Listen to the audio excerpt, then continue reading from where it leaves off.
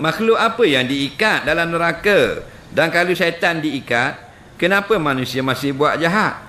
Bijak budak ni. Budak ni bijak. Kan dia dengar orang mengajar, ustaz-ustaz khabar, bulan puasa syaitan kena ikat. Jadi kalau syaitan kena ikat, kenapa kita masih lagi duk buat benda-benda karuk? Betul tak? Ada juga persoalan lagu tu. Dengar molek-molek supaya kita, bila kita dengar molek-molek, kita faham. Bila kita faham, kita share dengan orang lain. Jangan share benda yang kita tak faham. Al-Imam Ghazali dan beberapa orang ulama' sufi, mereka ini kaji ayat Quran, hadis berkenaan dengan musuh manusia, yang menghalang manusia. Maka dapat diputuskan musuh manusia ni ada 4. Yang pertama manusia, yang kedua dunia, yang ketiga setan, yang keempat nafsu. Ni ramai buat kacau.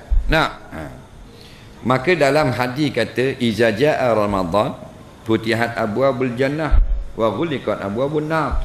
Datang Ramadan, Allah buka pintu syurga, Allah tutup pintu neraka. Wa sufidati syayatin. Hak ni kita nak syahid kita. Dan dirantai, diikat syaitan.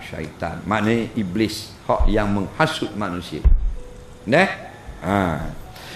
Bila kena ikat bulan Ramadan, tak mana ada bulan Ramadan buat-buat yang tak puasa, makan nasi buku tepi sungai. Kenapa masih ada orang yang tengok benda yang haram? Betul tak?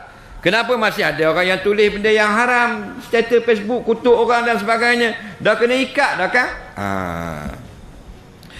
Bila bulan puasa, Allah kita nak selamatkan kita daripada 2 benda, bukan daripada 4 perkara musuh tadi. Musuh manusia adalah dunia, musuh manusia, kita benda itulah. Musuh manusia adalah setan, musuh manusia adalah nafsu. Puasa ni bukan nak suruh kita jauh dari manusia. Puasa ni bukan kita nak suruh jauh daripada dunia. Puasa ni Allah nak kita jauh, jangan ikut syaitan, jangan ikut nafsu. 2 sahaja. Maka musuh kita ni 2, yang satu syaitan, satu nafsu.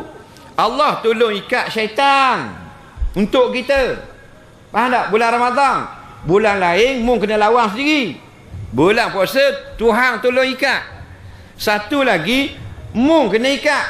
Hak mana? Nafsu. Ikat dengan benda? Dengan ibadat puasa yang sungguh. Jadi kenapa kita masih ikut syaitan ni? Pasal kita tidak menunaikan sungguh-sungguh ibadat puasa ini. Maka syaitan sudah diikat, nafsu masih bermaharajalela. Jadi jawapannya, kalau mu nak, mu kena puasa bersungguh-sungguh. Puasa yang sungguh inilah akan mengikat seekor lagi musuh kita, nafsu namanya. Seekor lagi musuh syaitan, Allah sudah ikat.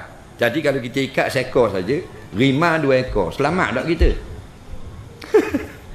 Rimah ada 2 ekor, rimah belang. Seekor je kita masuk dalam kurungan, seekor lagi dok, kita pun masuk balik awal kita. Seekor lagi tu. Faham tak? Dia kata kita kurung dah seekor, 2 seekor lagi. Allah tolong ikat dah syaitan. Nafsu apa mu tak ikat? Kita puasa dah. Puasa tidak sebenar. Dah puasa sebenar ke mana? 7 anggota. Kita puasa je anggota. Anggota manusia yang buat dosa 7. Mana? Lidah, telinga, mata, kemaluan, tangan, kaki, perut. Kita puasa tak makan, tak minum, perut.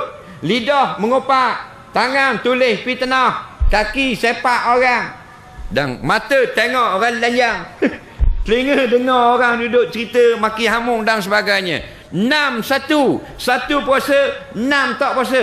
Kalau 6-1 main pingpong, kalah ke menang? Kalah. Kalau main badminton 6-1 kalah ke menang? Kalah.